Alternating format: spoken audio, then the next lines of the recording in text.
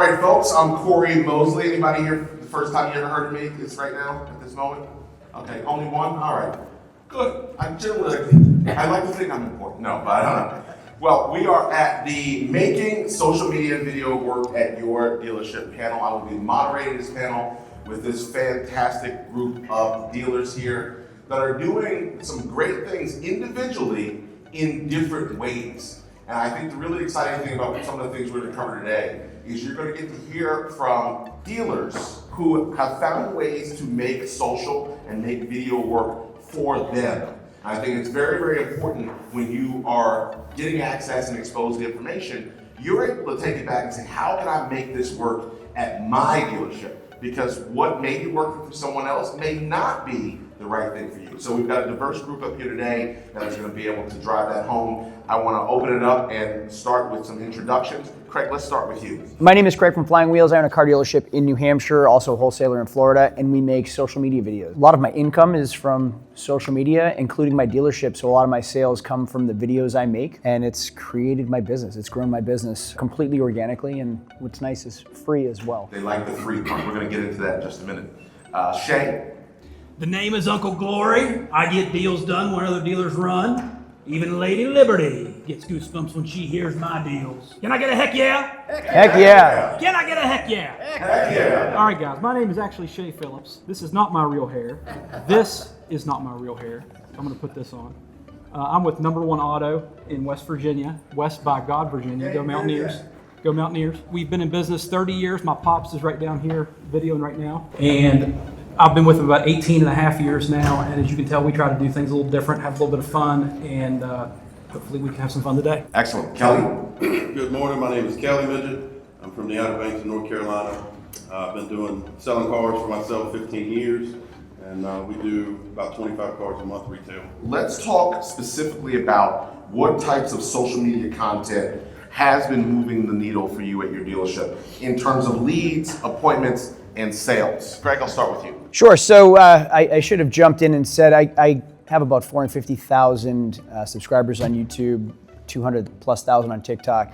We have a couple million views a month. So literally millions of people watch our videos every single month, and I don't pay a dime to advertise. So that's a big part of, I think, me being here is doing it for free. I woke up this morning in my hotel room to 3 different messages. One person wants to sell me his Rubicon as his lease ends. Another saw a 1980 Corvette that I had in a video. And the third text was, I'd really like to do business with you. You seem like an honest guy. Typically, my mornings don't start that way. It just was coincidental that it did today. That is because of videos that I've created. And now the videos that I make would definitely be different from Kelly or Shay's videos. I would absolutely say be yourself. Don't be me, don't be you. I couldn't sit up here and do what you just did. You can't sit up here and do what I just did. Every one of you have a characteristic about you that's likable and makes you you. And that's what people want to see. Be relatable, be trustworthy. You want to build that relationship with people that you don't even know you're doing, which is what the power of video does. Shay? We spent about 10 years building our brand as Sid and Shay, the dealer for you, the father and son dealer of Number One Auto Sales. And we had a lot of success doing that. Over the last couple of years, we've gotten into video so that we can match the experience they hear on the radio, because not everybody listens to the radio, but a lot of people are on social media. So we try to brand ourselves as different, fun, because buying a car is a stressful thing for people to do. So if we can show through our social media that we have a relaxed, fun, unique, different environment, people gravitate toward that. The main reason I started doing video, just so people kind of knew who we were and how we did things, and every one of us can put pictures of our cars up and describe the car and have the best deal and this and that and the other thing, and it just gets a little watered down, I feel like. So I just started doing just random videos about whatever. All my videos are from the hip. I'll sometimes have an idea what I want to talk about. Sometimes I don't talk about that. I just go off on some other whatever pops in my head. But it works. People around town, everybody stops me and says they love the videos. I would say translating into sales, some of the better videos are, I get jacked up buying cars. It's my favorite part of this business is buying the cars. So when I'm at the auction and I've gotten everything outside, I'll typically do a video showing what we got. And that will a lot of times sell a car, at least get somebody hot on one. So as far as, leads and appointments like the way Tracy does with his BDC, it doesn't really translate in those terms, mass volume of appointments. But it lets people know what we're doing, and then you'll see people slide through the lot because they want to see whatever I just bought that I was advertising. So Kelly, I want to stay with you for a second because you mentioned a couple things I think is important to the audience. Number one, you've just recently jumped heavily into video. You had been doing some stuff on Facebook, but really going to the video side was new for you. I think there's a lot of people in this room who are saying, I don't necessarily want to be on video. I don't think I'm comfortable with that. How did you get over that hump, and what advice would you give people today that know they need to be doing more video in their dealership, but they're just not comfortable with it yet? It's a really great question. And for years, I would like freeze. You know, we could be in the office just cutting up, having a good time, and somebody would turn the video on, and I would just like, you know, I didn't know what to do or how to act, and I don't know where that came from, and I really don't know what switched, but something switched. I think maybe because we watch so many people. You know, I mean, there's several people that I see in the audience that I watch online. You know, and TikTok has been a huge factor. And there's several dealers, like we're sitting eating breakfast every morning, and Rob, the car guy, and Jesse, my wife, she's like, "Hey, Rob, welcome to our family." You know, because it's every morning my same guys are coming on, and that's kind of where I get a lot of the confidence, I guess, to do it. You know, I actually reached out. I'm sure a lot of you see EV Auto Alex on TikTok, and I had a tough customer the other day. We started talking about this before, but I had a tough customer, and I had to literally, because I'm a little, you know, I kind of a short fuse, and so I had to like channel my inner EV Auto Alex. If you don't follow him, you should. He's really good. He's really calm, and so I shot him a message after that. I was like, "Hey man, thanks. I really appreciate you setting the standard on how to stay cool." But it worked. You know, I literally sat at my desk and thought about EV Auto Alex and how he would handle this customer. And I picked up the phone and called him, and everything was smooth. That's important. I want you to follow up on that really quickly, that you don't have to be perfect. People are not looking for perfection. They're not necessarily looking for the script, right? Yeah. All right, Shay, let me move it to you, because your dealership now has always been creative when it comes to advertising and marketing, but you didn't try to reinvent the wheel. You basically brought some of the tactics that were working for you previously in your newspaper ads, in your radio ads, and you brought those to social, which is a different process. I'd like you to share a little bit about that, because I think for most people, they think, how does our social media strategy have to be different from some of our other types of traditional advertising? And you would argue it doesn't. That's correct. Yeah, before radio, going back 12, 15 years ago, we did there was a thing called a newspaper. People used to read it. We did a little ad on the front page of the newspaper. And other dealers did ads in the newspaper. We got the idea one day to take our ad and turn it upside down. And people would have to actually stop and kind of catch their eye, and then they would have to turn the paper upside down so they were focused on our ad. They were looking at it. And it drove the newspaper company crazy because they were like, people are calling and saying we're screwing up your ad. Can you please let us turn it the correct way? We're like, no, we want to leave it like that. This is different than every other dealer around us. And we've kind of translated that into our social media as well. And you can look around at current events in the world and pull from that. We kind of do that in an SNL type way. Oliver Anthony's a good example. He came out, who's heard of Oliver Anthony? Everybody? When he came out with his song, Richmond, North of Richmond, we got the idea. There's a town west of us about 12 miles called Weston. So we did a spoof off of that called 2 Men East of Weston. And we did a little video. We rewrote a few of the lines of the song. We put it out in an ad, and people went nuts. People were commenting on it. People were talking about it. They were coming to the dealership, wanting to see the 2 Men East of Weston. It was huge. So if you just kind of look around the world and you can pull ideas from that and put your own spin on them, I know you're not going to be as crazy as we are.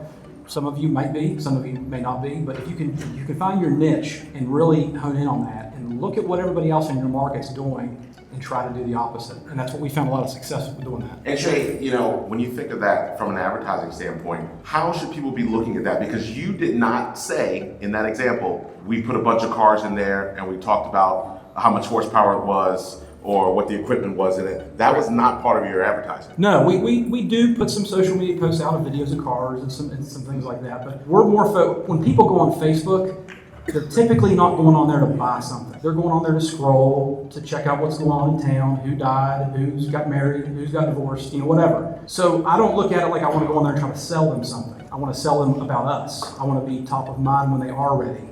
And last week we had a guy came in. He was not in the market to buy a car until he got up that morning, drove to town, his car overheated. He shows up at our door 5 minutes after we opened because he remembered Sid and Shay, the dealer for you, on social media. Suddenly he needs a car. 2 hours later, he's walking out the door in a better vehicle. So we try to focus more on that, selling ourselves, give them a little peek behind the curtain, what we do in-house with our staff. We highlight them a lot. And I think you're showing your authenticity when you do that. You're showing your relatability. If you can poke fun at yourself, I think people really relate to that. I do that a lot, as you can tell. If you can, and I would recommend too, quick story about Craig. We met about 6 years ago in a 20 group.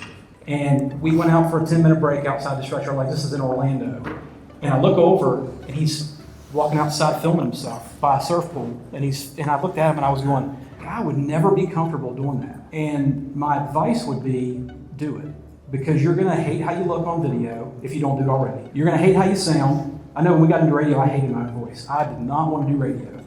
But if you keep doing it, you'll get more comfortable with how you sound, how you look, and that'll make your product that you're producing a lot better, and you'll be more comfortable, and you'll just kind of grow into it. And now I do it without even thinking about it. So, Craig, I want to come to you now because you said something at the beginning that I think people glossed over, but is really exciting. You talked about the fact that you don't spend a dime on ads, and I think people have a lot of appreciation for that. Now, you proudly share that. Yet you have over 400,000 subscribers, or I'm probably light. I think you said it's a bigger number now. 450. 450, excuse me. 50,000's a lot, all right? Let's clap that up. Let's clap Thanks. that up. Thank you. Thank you. So he's got 450,000 subscribers on YouTube, and your videos, of course, have gotten millions and millions of views. What is your advice to the professionals in the room today on how to create great content consistently? Absolutely don't overthink it. You can spend hours just trying to create a script, trying to create a storyline. It's not necessary at all. It's your day-to-day. People want to be relatable, be relevant in their lives. So when people think of, I really hate to say it this way, but if people think, hey, I need a car, my name comes up in their head because I'm always on their mind, probably too much, but I'm relevant regularly. So it's not like you would mention, I'm not saying, hey, check out this 2012 Toyota Corolla.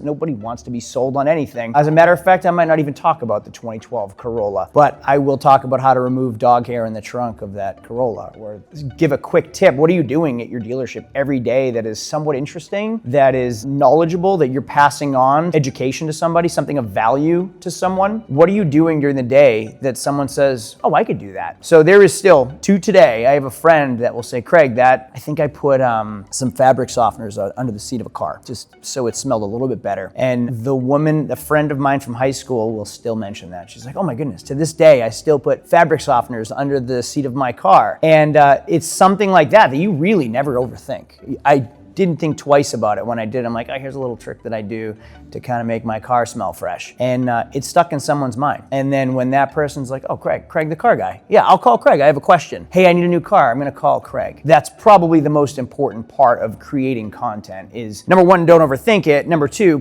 provide some type of value. We're not selling anybody. Well, we are selling somebody something, but ultimately, I don't want it to come off that way. Right. I want them to just think of me when they think of like, you know what, my son needs a car. I'm going to call Craig. It's as easy as that. Top of mind awareness. Yep. Top of mind awareness, they call it in marketing. So all of you on the panel today, because you've had some success with what you're doing with video and social media, let's reverse it for a second and talk about maybe some of the mistakes that you made early on with social media or video that you'd advise dealers today to avoid. I'll start, Craig, we'll start with you and go back. I make mistakes every day, every single day.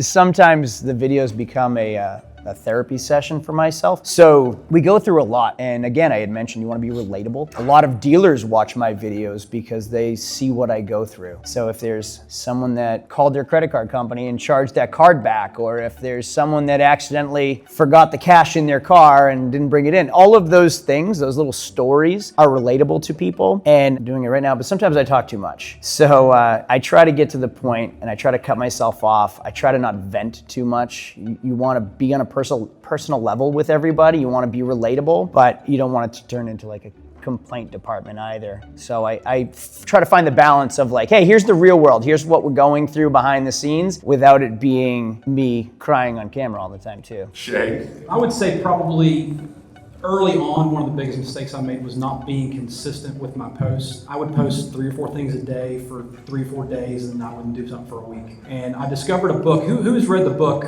The Road Less Stupid by Keith Cunningham? Anybody? They don't want to admit that they read it. They don't want to admit it. I would recommend getting that book. It's not about social media, but it's about running your business and creating thinking time.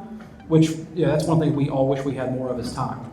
And it helps you carve out time to do things you want to do. And I utilize that with my social media to get more consistent with posting more regularly, because I think that's really important when you're on social media. You don't want to go crickets for 4 or 5 days in a row. You want to stay top of mind. You don't want to oversaturate the market, but you want to stay on their mind as much as you can. Kelly? Yeah, I agree. I've done both of those are probably my weakest points. You know, the videos can be very therapeutic, you know, and I have to catch myself keeping it PG. Number one, I slipped up and cussed, and my mom texted me. She's like, people are not going to like that. And I was like, well, Mom, for everybody that doesn't like it, somebody will love it. So, you know, and I'm like, all right, watch your mouth. Getting on, and we deal with a lot. You know, I did a video the other day on DMV, and I was very polite about it. But we sold a car to a guy, and the DMV is rehashing fees from the year 2000 to the year 2007. I was just dealing with it this morning. I thought that was them calling them. But I did the video just to show, I like to show people some of the you know, peaks and valleys of the car business. I mean, the peak is when I'm at the auction and I just bought 6 hot units and I am freaking jazzed. You know, a lot of times I'll drink a Celsius right before my video, you know. But I do honestly get jazzed about it. And people can tell. People can feel it. They can tell. You know, and that's where I love used cars.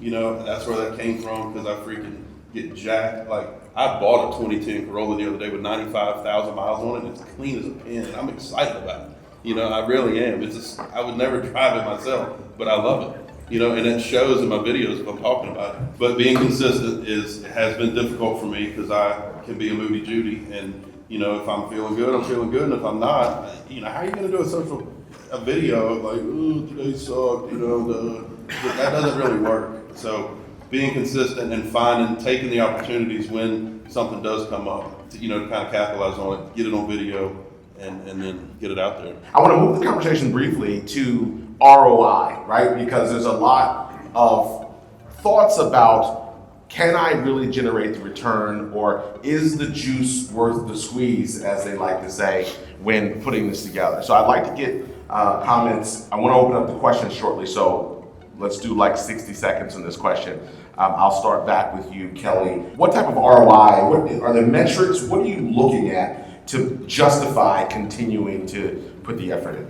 That's a really great question. Shay and I actually talked about this after the email came through. We were talking about this panel, and you know, gauging the ROI is a little bit difficult. Number one, we're investing just a little bit of time and $0. So if we get anything from it, it's worth it. What I've seen the most of is just engagement. I tell you, the one thing I noticed immediately when I started posting videos is my phone was ringing a lot more. People were calling, texting, even if they were just asking a question, you know, about they're buying a truck from their buddy or whatever, you know, and it had a lien on it. But I noticed that my phone was ringing more often. And I've noticed that people around town are a little bit quicker to, we're in the grocery store the other day and a guy comes up to me. I had a little bit of a beef. Somebody called the authorities on us for having a food truck. And I didn't know we were supposed to get a permit. I thought the food truck got the permit. So I did it was a crazy, you know, the video went wild. But a guy stopped me and I talked about, you know, maybe we should have a boxing match. You know, if you're going to call somebody in, you should tell the public that you call people in and then box me for it. And so a guy stopped me in the grocery store. He's like, "You get your boxing ring going?" I've never seen this guy a day in my life. I forgot where I was going with that, which just happens in my videos a lot, by the way. I just ping pong from one thing to the other, but That's it's 60 authentic. seconds went real fast there. Was that 60 seconds? Shay? Well, I think if you post a video on a Saturday organically, and you look at it two weeks later, you're not going to know how many cars you sold from that video. It's not going to be possible. But when you get into paid social media ads, you know, we take our creative stuff. I don't know the first thing about Facebook, the back end of how all the algorithms work. I don't want to know, because by the time I learn it, they're going to change it. Same with Google, same with YouTube. So Ron Hyder is here somewhere. Ron with Hyder Marketing and Media. We've been friends with Ron for many years. We work with him. He is fantastic to work with. He knows all that stuff. So we take all of our creative content, we give it to him, he puts it out there, and then we can track how many leads do we get. Do we need to alter our message? You know, do we need to alter our offer? And we can we just started doing that about 6 months ago, so we don't have a real good bed of data on that yet, but we're getting there. We can see that we're starting to move the needle in the right direction there as far as tracking. So I'm hearing, make sure you're picking the right vendors. Absolutely, To yeah. really assist you with that. Absolutely, yeah. Craig? I need that question again. Dude. After Kelly's ping pong, my mind's all over the place.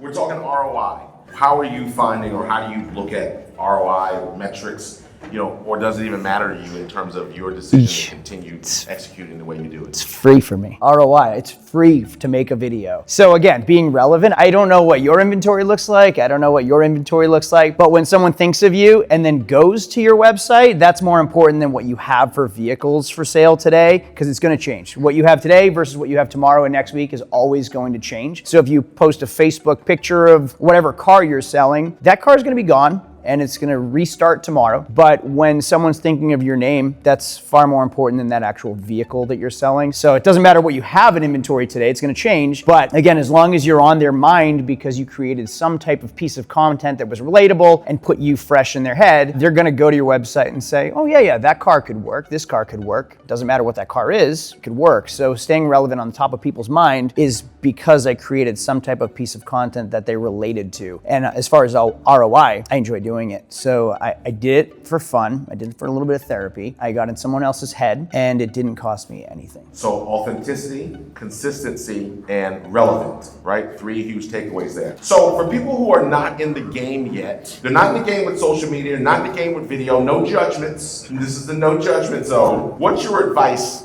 for the first step? And for the experienced dealerships, what are you advising the next step should be? I'll start with you, Craig, and then with Kelly. Actually make this a pretty easy one. So what's interesting to you? If you find something that's interesting to you in your business, chances are there's someone else that's going to find it interesting as well. So Copart is here. Copart, how does Copart work? How many people want to know how Copart works? They don't know. Make a video about it. Hey, I just bought this vehicle from Copart. Walk them through it, and now that's interesting to them and you're providing value. It's completely off topic from what you do in your daily life, but you're showing somebody, you're teaching somebody, you're educating, you're entertaining. That's usually what works well for me. That was a good example because I saw you guys out there. Thank you. Shay? There was a dealer in Kentucky, Tony Melito. I know Tracy knows Tony. And he had a saying that he said, the first thing you got to do is do something. And I think you just got to jump in. It's going to be uncomfortable if you don't already do it. It's going to make you feel weird. You're going to hate the first few videos you post them anyway. Because the more you do that and put yourself out there, the more people are going to see your human side. Don't be afraid to make fun of yourself a little bit. It shows your vulnerability. People eat that up. So just do it, and the more you do it, the more comfortable you're going to be, and you're going to have fun with it. Thank you. Kelly? Yeah, that's exactly what I was going to say, is just do it. Another part of what I do is, the reason of why I do it is, it's just like when we take pictures of our kids and videos when they were little. And then we have those memories. That's part of the reason that I am doing what I'm doing, is to kind of document this ride. I've been doing this 15 years. I wish kind of I had some more pictures and videos coming along, to kind of just show the story. I think Tracy's book, what's your book? You Are the Brand, Dummy? You Are the Brand, Stupid. Stupid, interchangeable, yeah, right? I've been called worse. So, but that, we are the brand. I mean, these small independent dealerships, we are the brand. And one of the things probably a lot of owners run into is people come in, and I've got people that I pay to take care of customers, and they all say, "Is Kelly here?" And it's a great first world problem, but it's like they want to bypass all the paid employees and come to me, so that's kind of to document it and have history of it, and then like our kids are coming up. We have 4 teenage boys. 2 of them work with me at the shop, and I try to get them in on the videos. They're a little shy still, but I try to get them in on the videos and kind of work them in, and then so we have that hopefully in 10 years if they're still there, and then we have some video proof of me being kind of shy on camera, and so it's good to see now where I'm just like, some of my dealer friends ask me, and I told them, I said, I don't know, I just quit caring. I don't know what happened.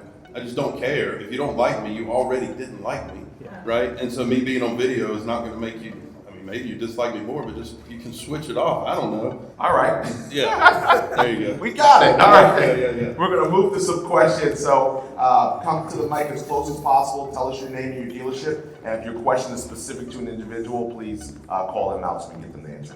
You bet. My name is Dan Hayden with Dealer Financial in Charlotte, North Carolina. I'm just curious, there's a lot of crazy out there. Is there any unintended consequences of you guys putting yourself out there? I mean, anybody show up at your house at 2 a.m. wanting to marry you or anything like that? Is there any downside to it? You can never control what people are going to say, what their comments might be, whether it's negative or positive. We had one the other day. I wasn't really negative, but I did a video talking about something. I don't remember what it was. The goings on, and I'm on the lot, so people can see cars in the background, even though I didn't really mention them. But this lady says, "Hey, how about you show us your cars for sale?" And I was like, "Hey, how about you And I'm like, delete. And so I'm like, hey, no problem. Here's a link to the website, click that. I went on about the Carfax, and then the next day, I took a screenshot of everything in inventory and made a post, and directed her to it, tagged her in it. And now she's like our little comment buddy on, all the videos that are coming up. So far, nothing crazy. Nobody's showing up at 2 a.m. for sure, but there's still time. Check. Well, I live in West Virginia, and West Virginians have a lot of guns. So I don't think people mess with people too bad in West Virginia. So no, I haven't had anything like that happen. So I think we try to keep it fun. We don't get political. We might edge, but we don't ever show what side, what we believe. But if you stay away from politics, you should be fine. I would say the good outweighs the bad. So if you just check my Google reviews, I have hundreds or thousands of Google reviews, and I can tell you not all of them have purchased a car from me. It's from maybe a video that they watched. And if they like me, they'll say, hey, Craig looks good on camera. I like what Craig said. And then you have the other side too. That's like, Craig sucks. I quit making videos. That has nothing to do with my business. Now you left a 1-star review. So that does happen. There are some negative sides to it as well. But again, being on people's mind, being out there, someone reached out, someone went to your website, you got them to click, which ultimately is the idea. So if they're gonna like you, they're gonna like you. If they're not gonna like you, they're not gonna like you. There's positives and negatives, and I always say, you just win more than you lose. Thank you. Hi, Tina Sink, Cars to Go Lafayette, Indiana.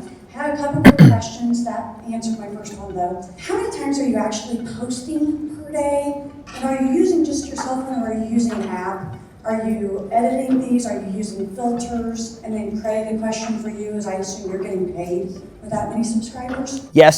Yes, I do get paid. It's pretty great. I just went down a Costco rabbit hole and spent $800 on a camera right there. That is not necessary. A lot of the stuff I shoot from my phone. If I'm in front of a wave pool in Orlando, I'm still shooting from a phone. Your phone shoots in 4K. You don't need the $800 camera. When you get to the level of creating real content daily, weekly, at some point you might want it, but everything can be shot from a phone. Shoot it vertically. If I do a video walk around of a car, it will be horizontal. I'll show the car. I have a specific channel for inventory. Those vehicles, the vehicle walkarounds, are linked on my website, so you can click the link and see the video walk around. And then separate, we have our social media that's a little bit more entertaining. So they do separate the two of them. Do it from your phone. If you're getting into it, you don't need anything more than that. Check.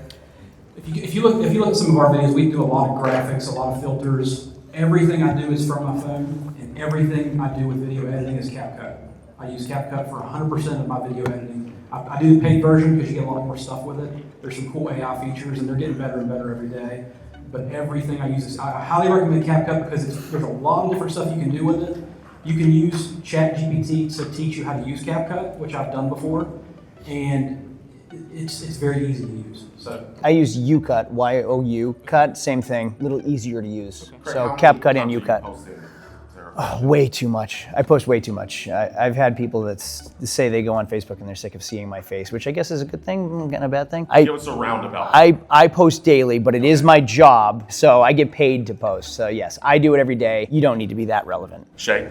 a daily, 1 to 3 times a day, depending on. That's a lot of posts. Kelly? Yeah. Kelly, we want to keep it to the answer. I can do it. I use my iPhone mostly. I did just buy a camera, and I have it here with me. I have not turned it on. But the reason I bought it is because I find myself in the wind. We live at the beach, and so a lot of times I have wind in the background. The other day I did one in the car, and it was hot, and the air was blowing. So I did buy a camera. I try to post it daily. I sometimes don't get there, but it seems like the days that I do post, I really want to post. I have like 5 or 6 ideas, and then I'll go a couple days of, Oh, could I just jump in real quick? I just wanted to say the difference between posting too. So if I'm on, like, say, Instagram, Facebook, stories versus reels and posts are very different. So you had said you post 2 to 3 times a day. I'll post stories throughout the day. Anything that's happening throughout my day, I'll post a story to Instagram and Facebook. So if people really want to see, like, quickly what's going on, your story in the top corner is very different than that, like, static, I'm staying on your Facebook page forever post. So if it's a little bit more relevant, if it's a little bit more, I've used that word way too many times already. If I want it to stay out there, it'll go on a static post. If I want to just 24 hours, hey, here's what we're up to, those stories are all day, every day. I did one while we were here walking in. You don't have to post every day, but whatever you do, be consistent. That is, I learned that. You got to be consistent. Yeah. Thank you. Thank you. Thank you. Absolutely. Next up. Hi, I'm Sam from Diamond Motors, San Antonio, Texas. And I recently just started posting content for my dealership roughly about a month ago. What I caught myself doing a lot was recording what I'm doing on a day-to-day basis. And you know, we're all operators here, so we're all very busy as it is, and I found myself spending hours kind of like 10 p.m. to midnight, maybe a little later, editing. And I was just wondering, at what point did you guys maybe look into outsourcing some of that editing, or if you guys, it sounds like you guys kind of do everything yourself, but you only have so many hours in a day, so I was just wondering if you guys have looked into outsourcing, and if any of your sales teams or any employees are also kind of giving you raw content to edit and post as well. Yes to all of that. I was waking up, going to the gym, coming home, getting my kids to school, going to work, running the business, dinner, sports, bedtime, editing, till midnight, every night when I first started. And it's, honestly, I just couldn't afford did you do that? 3 years, 4 years, 5 years, too long, way too long, until it's supplemented, until we generated enough income to outsource it. So now I have an editor that I put all my content on like a Dropbox file, I send it to him, he creates the content, he sends it back to me. It's for what I pay. My time is far more valuable. Where would you recommend someone find an outsource operator? What sites do you? India. Country. I do outsource mine overseas. Now I send him the content, he creates it, sends it back to me by the time I wake up. How did you find them originally? They reached out to me. Oh, okay. So I have thumbnail designers that reach out to me. I have editors that reach out to me regularly, but it's because I was posting content so they could see it. Hey, I can make this better for you. Your thumbnail sucks. I can make a better one. Here's an example. And then I went with it. It was that simple, but Fiverr, you can go on. Upwork is another. Yeah, go on Google, Upwork, yeah, you can go on Google and type in, if you guys can create the raw files and you're not great at editing, it's a skill. It took me a long time to learn that. There are plenty of people that do it for you, and they'll do it for pennies on the dollar versus what your time's worth. Shay? I absolutely love to edit. A year ago, I probably couldn't have done anything I'm doing now, but I've kind of learned it. I've developed a passion for it, so I'm doing it when I'm eating lunch, when I'm eating breakfast. I'll do it at 10 o'clock at night if I'm feeling like it. I don't plan to outsource it just because I really enjoy it. And I get a lot of people aren't going to enjoy it, but I really have a passion for what I'm creating and making. I edit zero. I shoot a video and that's what goes up. When we started this, folks, we said everybody does it differently, and we can be successful in Yeah. different ways, right? How many people have a teenager? Anyone have kids? I have a 13-year-old daughter. Unintentionally. It's all over disappointment I sometimes. know, right? Sometimes they can't do, we think because they're young, they can use all the devices. Oh, Not true. She I mean, tells me what I'm doing right and yeah. what I'm doing wrong. So she tells me if my videos cringe or whatever. Dad, take that one down. But now I actually am like, hey, can you take care of this for me? And she'll actually make the videos for me sometimes too. All right, we've got a few minutes left. Thank you for that question. Hi guys. Whoa. Robin Wilson, SCP Agency, and Social Grenade. One of the things that I've done over a decade is organic social for dealerships, and I can't thank you enough for reiterating to this audience the top of mind awareness goal that is, because as dealers, if you guys are just always chasing that ROI, you don't understand that that name recycling itself through your brain is so important, and you guys like bringing that full force and going, look, when they do what, they think of me. A lot of dealers, and I would like to ask for some advice on the dealer side, a lot of dealers when we're providing organic content for them are like, no, we just want you to be posting the cars. And I'm like, this isn't your website. You need that top of mind awareness and that brand imaging. And then the same thing when we're training salespeople to do videos like you guys do, like they want to do a walk around video, that's all they want to do. And I'm like, no. And I will pull stuff from you guys, from other influencers and go, remake this video, do this thing right here, teach them how to do something with their vehicle. And so like, I want to thank you guys, first of all, for being dealers and doing that, because I think at a salesperson level, they're really struggling to see leaders at the top doing this stuff, because although independents, you guys are entrepreneurs, in the franchise dealerships, you guys would be like the managers, the GMs, whatever, they're not doing it. And so any advice to them as this, if this is getting recorded and getting put out there, that even that I can hand off to these salespeople going, where do you start? Where do you get them to start without getting them in the car every day? I can do that in one line. You're not selling your car, you're selling yourself. So what you do, you can do a walk around video that's gonna scroll right past it. I'm not buying the car, I'm buying you. They're buying me. That's what it is. That's why I create the content. Thank you. And nobody's going to sell yourself or your brand, your business as good as you are. So do it yourself. But you can get some help, don't get me wrong, but create it yourself, because you have the passion for your business. And if you can translate that into what you post, you've done it. All right, I want to take a shot at getting these last two questions in before we're out of time. Go ahead, sir. My name's Grant Norman, Price Right Auto, Lincoln, Nebraska. Thank you for coming out, gentlemen. So my question is this. So obviously you guys have been making content for a long time. You kind of have your process of how you go about making things. If you had to name the content that you make at whatever interval, what would each of you call like your top 3 pieces of content, if you make that many? Kelly, I'll start with you. I don't know how to answer that. What would I call my content? It's just me. I mean, it's literally just me. You know, I can be quite foolish, and it turns out people don't mind seeing somebody be kind of silly, you know, on camera. Sometimes I'm just, when I'm feeling it, man, I'm like, you know, I'll get on, I say, top of the morning, you know, and I just, you know, because I get jacked up. I mean, I feel good. I like what I do. You got to love what you're doing. You know, and if you love what you're doing and the content's authentic, I think it just, you know, I don't know what to call it, but it seems to work. Shay? It's funny because I'll show my staff something before I post it, and their comment is always usually, it's so bad, it's actually kind of good. So you got good posts that are funny, and then you got people that are really trying to be funny but just aren't landing, and then you got the guy down here that's so bad it's good, and I made him to be down here. Yeah. You can't look away from it. I have plenty of those videos. So I have transitioned from just selling cars to I'm a content creator by profession. So at the end of my videos, I will say to everybody, hey, if this video was educational, informative, and entertaining, please hit the thumbs up. Those are the 3 for me. Thank you. Thank you. All right, last Thank you. question. And subscribe, yeah. We're right on the money. How's it going, everyone? My name is Chase. Craig mentioned this earlier. Copart, global online auto auction. Nice plug. Specifically, since we had worked together, how important is it for you to select that right brand partnership for your channel? I turn some down regularly. If I use it, it comes off organic. If it's something I like, it comes off organic, clean, real, versus I'm not gonna name any of the partners that I've gone with. So versus like Copart again, I use Copart. It's so simple. I know how to use it, I work with them, so I go on camera and I talk about it because I know what I'm doing. I have an air pump that fills my tires. I'm like, oh, let me go grab my Fantic tire inflator. Electron is an EV charging sponsor out there in the booths. I use them for my EVs. So I walked up and I said, oh guys, I use your same thing in Chase. Oh, so good to see you guys here. I use you all the time. The plug versus the I'm using this product is so different. One's organic, one's artificial. It shows on camera. If you're using it, if you're real, people know it. If you're not real, whether it's a sponsor or just you in general on camera, people see it. Copart pay you for that after they've seen that? Copart's paying me right now to talk about them. No, that's not true. Not true at all. No, we had created a partnership already, so we work together and we throw together ideas. I want to give each of you 30 seconds to say your last words. Kelly, I'm going to start with you. 30 seconds. I'll just reiterate what we said, just do it. You know, if you're interested in doing it, just do it. If you look at, it's like when you're up on stage giving a speech and a lot of people get nervous. And it's like, you're the only fool in the whole room that's nervous. Nobody out there is nervous for you. They're not nervous about what you're going to say. If you mess up, it just makes them feel better because you're also human. Same thing online. Just get on there and do it.